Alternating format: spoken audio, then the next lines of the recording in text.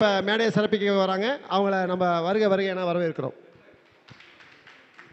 அனைவருக்கும் அன்பான வணக்கம். மேடையில் வீட்டிருக்கக்கூடிய பெரியோர்களுக்கும் அவையில் இருக்கக்கூடிய மூத்த ஜோதிடர்கள் அனைவருக்கும் எனது முதற்கண் வணக்கத்தை தெரிவித்துக் கொள்கிறேன்.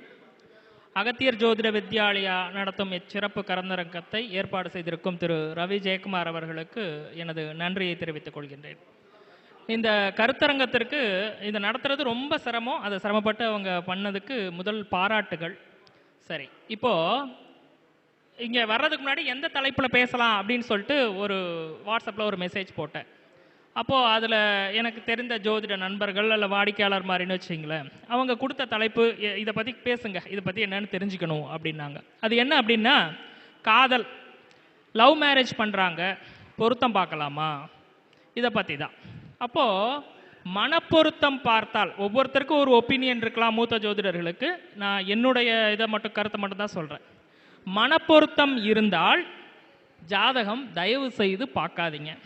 ஏன்னா அந்த நம்பியுள்ள அந்த வாழ்க்கை துணை, உங்களை நம்பி லைஃப்பை ஒப்படைக்கிற அவர்களுடைய நலனில் அக்கறை கொண்டு பார்க்க வேண்டாம். குலதெய்வத்தின் உத்தரவு இருந்தால் பார்க்க வேண்டாம். குல குருவோட உத்தரவு இருந்தால் பார்க்க வேண்டாம். காதலை குறிக்கக்கூடிய பாவம் ஜாதகத்தில் 5ஆம் பாவம். 5ஆம் பாவத்து அதிபதி பார்த்தீங்கன்னா 1ஆம் பாவத்தோட தொடர்பு இருந்தால் அந்த மனிதர் தன்னையே காதலிப்பார்.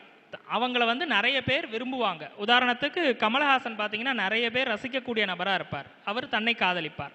5 குடையவன் 2ல் இருக்காரு அப்படின்னா தன்னுடைய வாக்கை, தன்னுடைய பேச்சை அவரே காதலிப்பார். 5 குடையவன் 3ல் இருந்தார் அப்படின்னா சகோதரர்களை, உடன் பிறந்தவர்கள் மீது ஒரு அன்பு இருக்கும். 5 குடையவன் 4ல் இருந்தால், 8ல் இருந்தால், 12ல் இருந்தால் அல்லது அந்த பாவாதிபதியோடு தொடர்பு பெற்றால் அந்த காதல் தான் முறிவடையும்.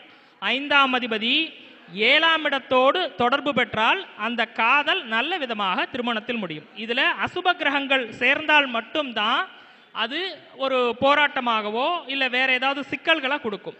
அந்த மாதிரி உள்ளதை மட்டும் தவிர்த்தால் போதுமானது. ஏன்னா நிறைய பேர் இன்னைக்கு திருமணம் தடைபட்டிருக்கிறதுக்கு காரணம் ஜோதிடர்கள் மீது பழி சுமத்துறாங்க. தயவு செய்து ஜோதிடர்கள் காரணம் அல்ல, காதலுக்கு எதிரானது அல்ல ஜோதிட கலை என்று கூறி தந்த வாய்ப்பிற்கு நன்றி கூறி விடைபெறுகிறேன். நன்றி, வணக்கம்.